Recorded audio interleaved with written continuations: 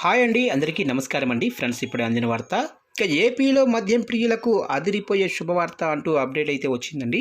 అయితే ఇందుకు సంబంధించిన పూర్తి వివరాలైతే మన వీడియోలో తెలుసుకుందామండి. ఆ గుడ్ న్యూస్ ఏంటనేది వీడియో మాత్రం స్కిప్ చేయకుండా చూడండి ఫ్రెండ్స్. అప్పుడే మనకి పూర్తి సమాచారం అయితే తెలుస్తుంది. లేట్ చేయకుండా వివరాల్లోకి వెళ్ళిపోదాము. ఇక రాష్ట్రంలోనే మద్యం ప్రియులకు త్వరలో ప్రభుత్వం శుభవార్త చెప్పనున్నట్లు తెలుస్తుంది. వైన్ షాపుల వద్ద పర్మనెంట్ రూములు ఏర్పాటు చేసే యోచనలో ఉన్నట్లు సమాచారం. దీనిపై ఓ అధ్యయన కమిటీ కూడా వేయాలని సీఎం చంద్రబాబు ఎక్సైజ్ శాఖ అధికారులను ఆదేశించారు. కమిటీ రిపోర్టు ఆధారంగా నిర్ణయం తీసుకోవాలని వారికి సూచించారు. లిక్కర్ షాపుల వద్ద ఆన్లైన్ కొనుగోళ్లను ప్రోత్సహించాలన్నారు. ప్రజల ఆరోగ్యం దెబ్బతినకుండా నాణ్యతతో కూడిన మద్యం విధానాన్ని అమలు చేయాలని అధికారులను సీఎం చంద్రబాబు ఆదేశించారు.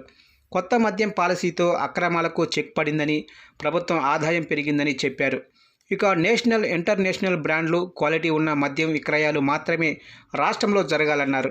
నాన్ డ్యూటీ పెయిడ్ లిక్కర్ అలాగనే నాటు విక్రయాలు జరగకూడదని చెప్పారు. గత పాలసీతో పోలిస్తే కనీసం 10 నుంచి 100 వరకు ధరలు తగ్గినట్లు అధికారులు సీఎంకు తెలిపారు. ఇక తెలంగాణ, కర్ణాటక, తమిళనాడుతో పోలిస్తే ఏపీలో విక్రయిస్తున్న 30 బ్రాండ్లపై మద్యం ధరలు తక్కువగా ఉన్నాయన్నారు.